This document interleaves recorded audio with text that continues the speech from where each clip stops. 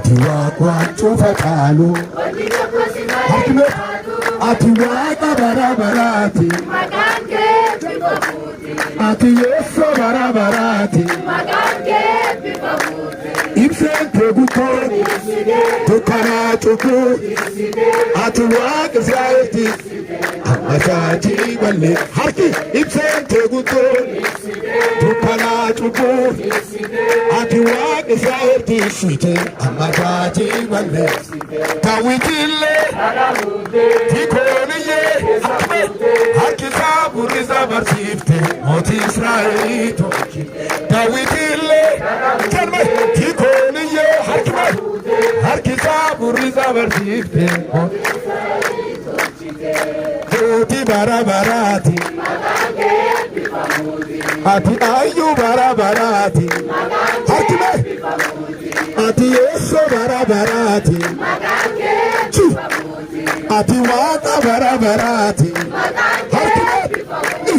ati yesso barabaraati harkime Jesus ati hayyuu barabaraati Charisaadi si guddise si malee sagaduudhiis ati warra waliin ejjite ibitti warra gubuu dhiise ati warra waliin ejjite ibitti mootii barabaraati harkime ati yesso barabaraati harkime ati hayyuu barabaraati ati abba barabaraati ilile maqaan kee bifamuut maqaan kee ilile maqaan kee bifamuut maqaan kee bifamuut maqaan kee bifamuut ati waaqwaan cuufataanu ati waaqa barabaraati haruma kaasa wayita ati yesso barabaraati ati waaqwaan cuufataanu ati waaqa barabaraati wali duduuba sun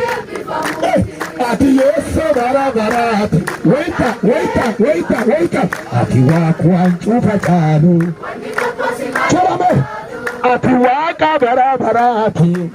ilile ati yesso barabaraati laba ati waaqwaan cuufataanu Ebada Yesu ati waaqa barabaraati hallelujah ati yesso barabaraati ati waaqwaan cuufataanu warri harkikam ati waaqa barabaraati ati mootii barabaraati ibseen teeguttoo dukkanaa cubbuu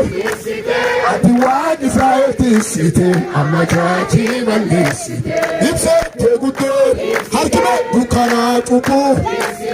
ati waaqa Israa'eelti site ammasaatii balleessite Daawwitillee tikooniyyee harkisaa burrisaa barsiifte mootii Israa'el namni susi Daawwitillee tikooniyyee harkisaa burrisaa barsiifte mootii Israa'el mootii barabaraati harkime ati hayyuu barabaraati ati yesso barabaraati hallelujah ati abba barabaraati harkime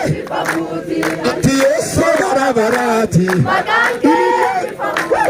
ati hayyuu barabaraati harkime ati abba barabaraati ilile ati yesso barabaraati Charisaadi si guddise si malee sagaduudhi ati warra waliin ejjite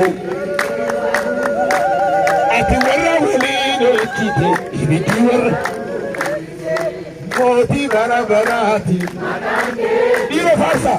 ati hayyuu barabaraati ati abba barabaraati ati mootii barabaraati harkime ati yesso barabaraati ati abba barabaraati birati hilo kuto arduros